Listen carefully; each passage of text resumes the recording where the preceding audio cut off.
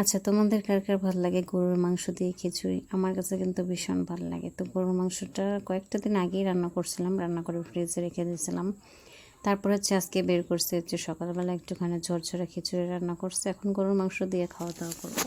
আমার কাছে কিন্তু ভীষণই ভালো লাগে। তোমাদের কার কার কাছে ভালো লাগে অবশ্যই কিন্তু কমেন্ট করে জানাই। আর কারা কারা গরুর মাংস রান্না করলে অবশ্যই একবেলা করে খিচুড়ি খাও, তাও কিন্তু জানাই। তো যাই হোক, ওটা করা শেষ। এরপর হচ্ছে আমি চলে এসেছি রান্না বান্না করতে। তো ডিম দিয়ে কুশি ভাজি করে নিচ্ছিলাম। এটা কিন্তু আমার পরিবারের সবাই অনেক পছন্দ করে, আর আমার মেয়ে সেও অনেক পছন্দ করে। আর অনেক বাচ্চারা আছে যারা সবজি টবজি খাইতে চায় না, কিন্তু আমার মেয়ে সবজি খাইতেই বেশি পছন্দ করে। ওকে আমি সব ধরনের সবজি খাওয়াই। তো আজকে একটু তাড়াহুড়া ছিল, যাব হচ্ছে একটু বাইরে। তো যেদিন একটু তাড়াহুড়া থাকে অথবা বাইরে টাইরে যাই, সেদিন আবার ওকে আমি একটু ভালো রান্না করে দিই। যেমন বাইরে ঘুরে টুরে আসলে মনটা একটু ফ্রেশ থাকে, খাবারটাও যেন একটু ওর ফেভারিট মতো হয়।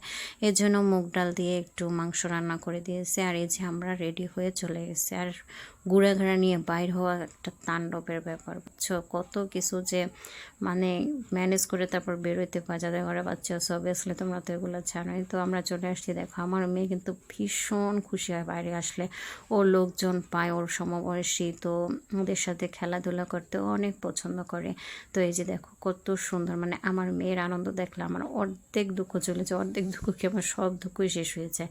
আর খেলতে খেলতে ব্যথা পেয়ে তিনি উঠে গেছে কোলে, এখন পিছন ঘুরে কাঁদতেছে।